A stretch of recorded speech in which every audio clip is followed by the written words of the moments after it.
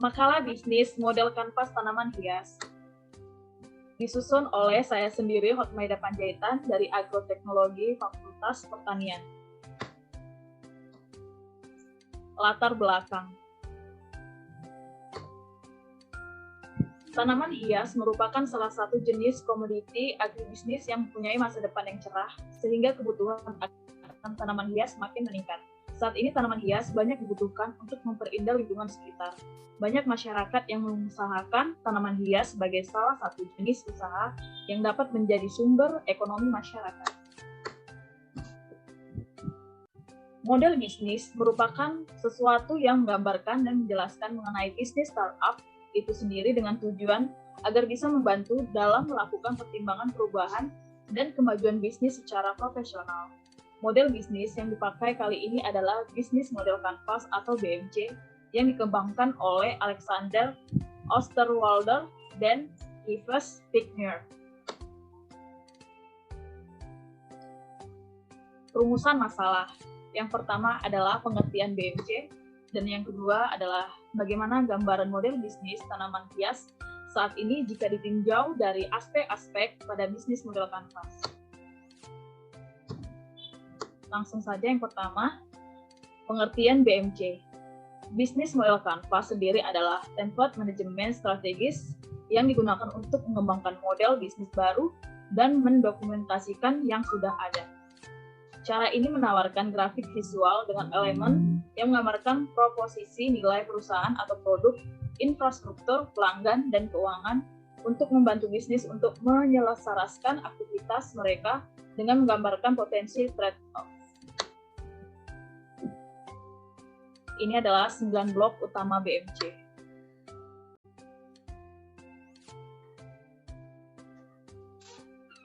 Yaitu yang pertama customer segment, di mana memaparkan informasi terkait dengan segmen pasar, mana yang akan dan mampu dilayani oleh suatu bisnis.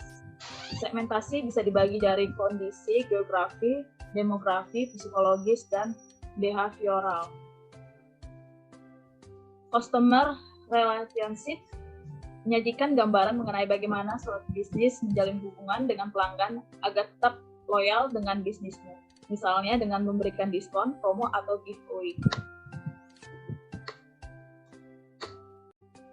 Value proposition memberikan informasi mengenai masalah yang akan dipecahkan dan bagaimana kamu menawarkan solusi untuk masalah tersebut. Sajikan beberapa value yang dapat bisnis kamu berikan untuk pelanggan.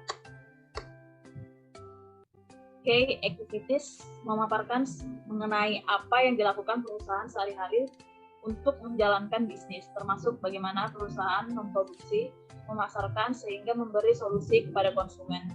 Contohnya, key activities dari perusahaan F&B adalah menerima dan menyajikan pesanan untuk pelanggan. Key partners memberikan penjelasan tentang third parties atau pihak-pihak yang memiliki peran sebagai partner untuk mewujudkan kegiatan bisnis dan menyampaikan value untuk pelanggan. Contoh umum, key partners adalah supplier. Key resources menjelaskan mengenai sumber daya hingga pengetahuan yang dibutuhkan untuk menjalankan bisnis, seperti peralatan-peralatan untuk menunjang kegiatan bisnis. Channel menunjukkan bagaimana dan di mana bisnis mengkomunikasikan value kepada pelanggan. Channel yang digunakan bisa offline seperti membangun toko fisik dan online dengan bantuan sosial media seperti Facebook hingga Instagram. Cost structure memberikan informasi terkait pengeluaran yang akan muncul saat menjalankan bisnis. Biaya bisa terbagi menjadi fixed cost seperti biaya gaji dan variable cost seperti biaya bahan baku. Revenue streams menyajikan berbagai list sumber pendapatan yang akan didapatkan dari menjelaskan kegiatan bisnis.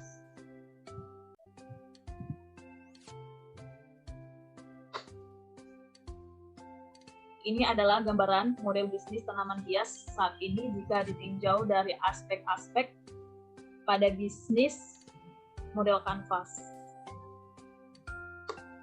Yang pertama, customer segment, yaitu pasar khusus dan ada pasar umum. Kemudian customer relationship, ada website resmi, database, sosial media, strategi marketing. Dan selanjutnya ada channels, yaitu secara langsung, tidak langsung, dan strategi kerjasama, ada value propositions, ada permasalahan dan peluang, solusi dan kelakuan.